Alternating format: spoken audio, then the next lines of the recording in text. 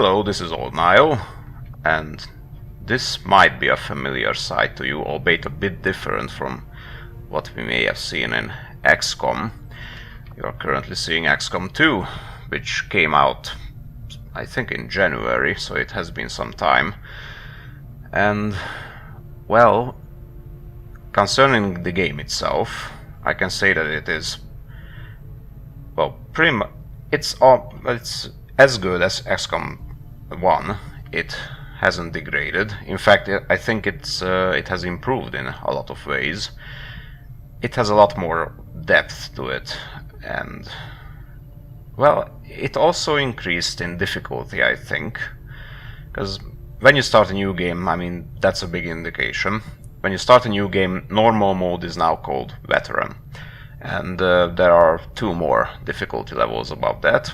And of course you also have easy mode, which is called normal now, I think. I haven't tried it yet.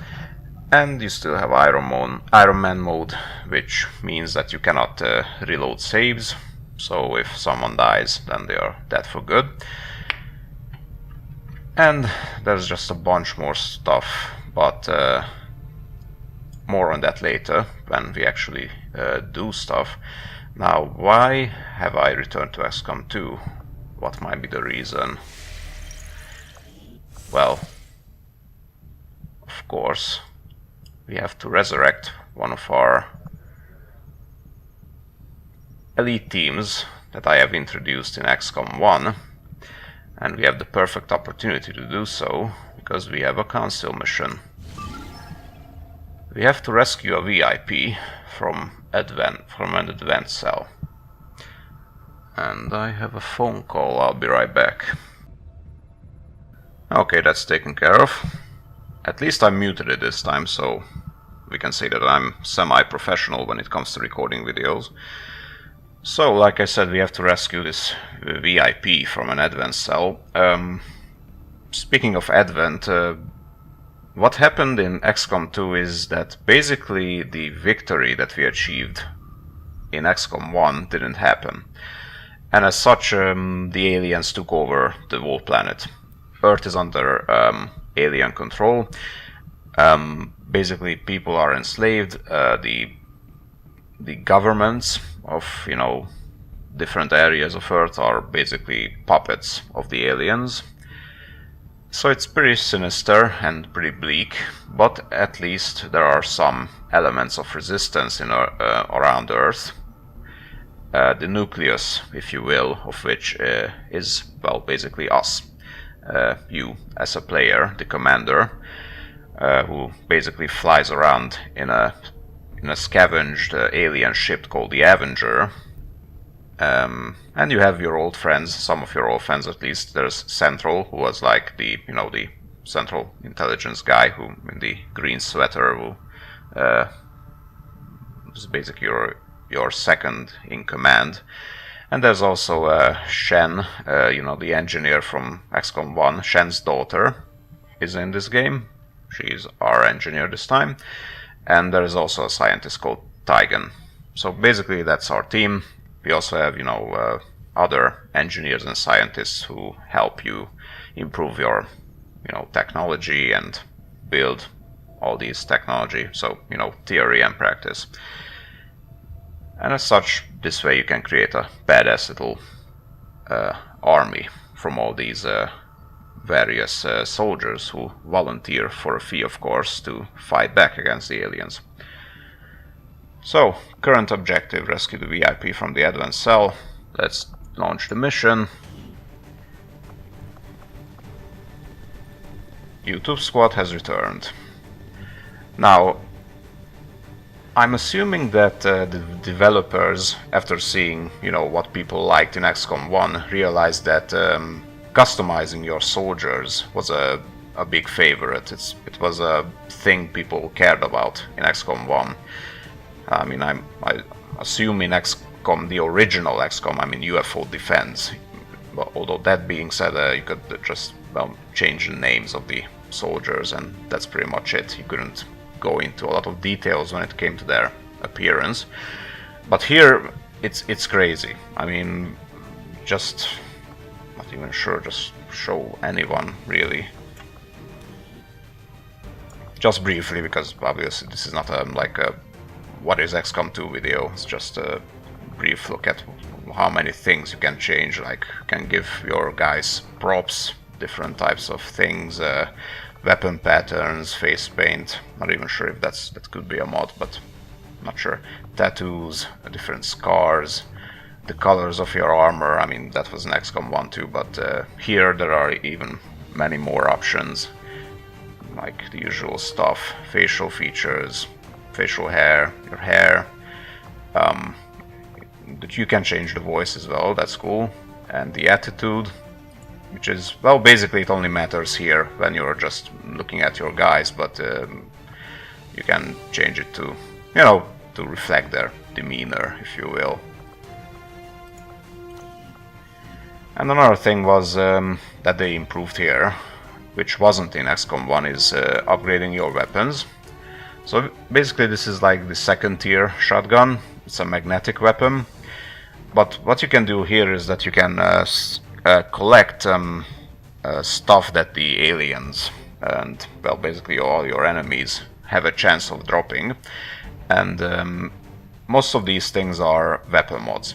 Now, some of them are, well, they all have 3 tiers, from 1 to 3, and they all do a bunch of different stuff. Like you have this, for instance, there's a scope, and the advanced scope is like tier 2.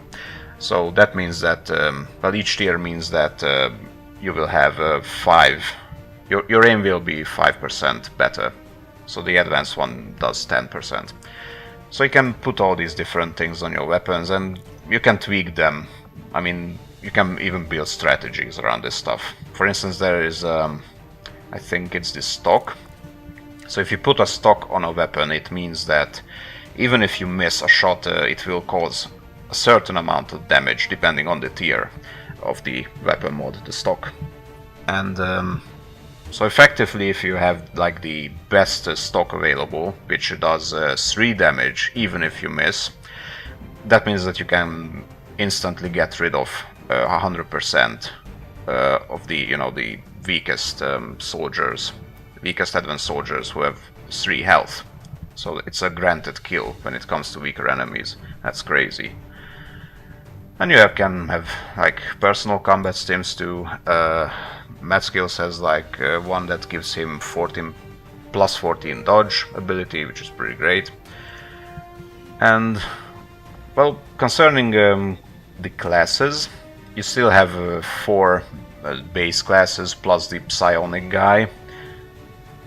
I think that counts as a different class too. Not 100% sure, but, well, anyway.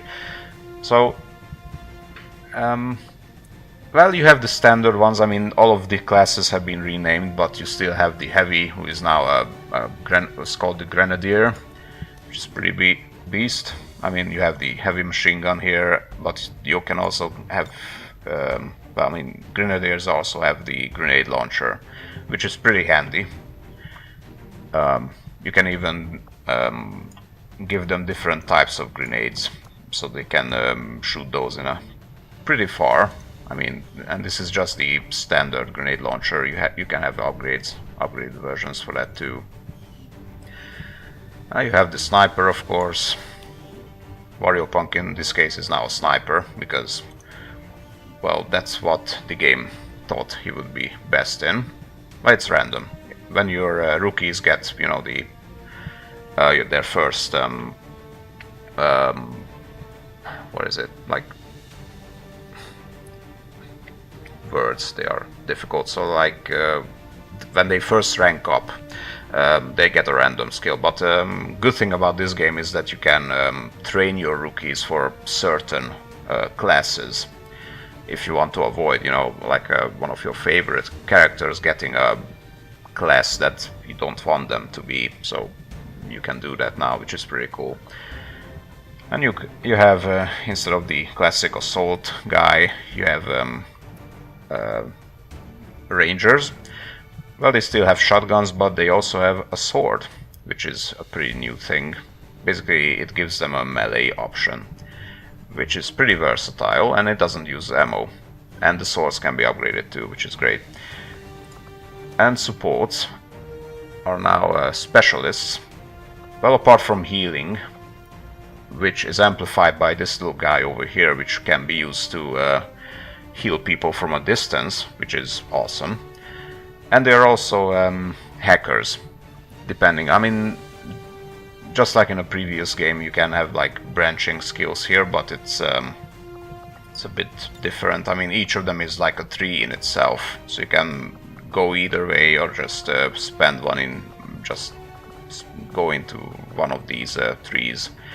It depends on what you like. I mean, so like I said, specialists are also hackers.